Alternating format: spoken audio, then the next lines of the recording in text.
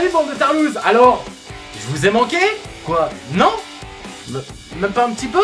Ah ouais, bah puisque c'est comme ça, bah sachez que... que vous non plus d'abord. Pouh! Non, je déconne bien évidemment, mais avec l'emploi du temps que j'ai eu ces dernières semaines, j'avais plus du tout le temps de faire de vidéos. Bah ouais, entre un taf alimentaire, la radio une fois par semaine, la préparation du semi-marathon de Paris, où j'ai fait un chrono bien mais pas top, la résolution de problèmes qui rythment ma putain de vie de merde, et plein d'autres choses encore, avec tout ça c'est quand même dur de trouver le temps de venir faire le con sur YouTube. Et j'attendais également que l'actu musicale soit un petit peu plus intéressante. Bah ouais, parce que pour les chroniques de films, je suis désolé, mais il va falloir attendre que je récupère ma carte UGC. Bref, parlons d'Isia, une artiste que j'adore, considérée par bon nombre de personnes comme la Janis Joplin française, tant la nana dégage un truc de malade mental lors de ses différentes prestations scéniques, voire même carrément sur les albums studio.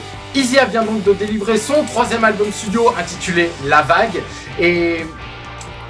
comment dire? Putain que c'est déstabilisant. Explication. Après 2 albums rock à donf comme c'est pas permis, la fille de Jacques Higelin s'oriente désormais vers un mélange variété française, nouvelle vague, électro, un peu déstabilisant. Sans pour autant mettre de côté les guitares, je tiens à le dire. Bon, contrairement à ce que j'ai déjà pu lire ici et là sur le net, et comme le disait Eddie à l'époque, c'est pas du rock. C'est pas du rock ça, c'est pas ça le rock. Alors au départ, quand tu passes de ça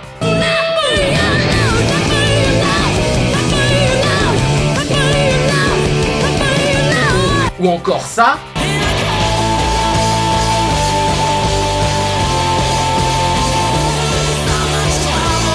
à ça, Attiré par le fond, tu t'es perdu sans doute.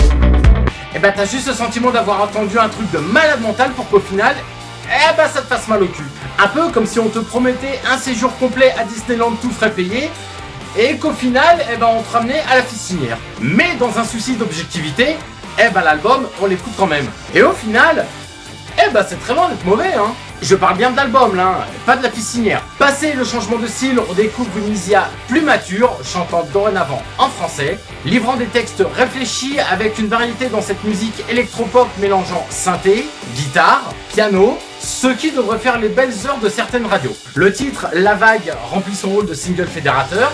On se surprend même à écouter en boucle des titres comme Reptile ou encore Tombé. Bon, par contre, le duo avec Orelsan, il va falloir m'expliquer là. Orelsan est l'un des rappeurs que j'apprécie le plus par ses textes et par le flow qu'il peut avoir sur certains titres. Alors, mais pourquoi vouloir le faire chanter? Le titre, Les Ennuis, aurait gagné en personnalité en faisant rapper Orelsan sur un couplet ou un refrain, plutôt que de lui faire chanter 4 phrases de merde sur toute la chanson. Moi je dis que dans ce cas, n'importe quel chanteur pouvait faire l'affaire, hein. Kenji Girac, les One Direction, allez soyons fous, même Didier Super, tiens. Bref, pour finir et sans rentrer dans un avis ultra perso, je dirais juste que La Vague est malgré tout une très bonne surprise de la part d'Isia. Elle qui nous avait habitués à du rock bien vénère dès son premier album, réussit du coup son virage musical en s'orientant dorénavant vers l'électropop.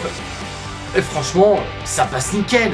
Et à ceux qui n'ont pas l'ouverture d'esprit nécessaire pour apprécier la nouvelle facette de cet artiste, allez écouter Patrick Sébastien ou Iron Maiden, hein. Là, pas de surprise, hein. Les gars, ils changent pas de style musical. Qu'est-ce que vous voulez que je vous dise? Sur ce, rendez-vous pour la prochaine chronique. On parlera de la reconversion d'ACDC dans le bal musette.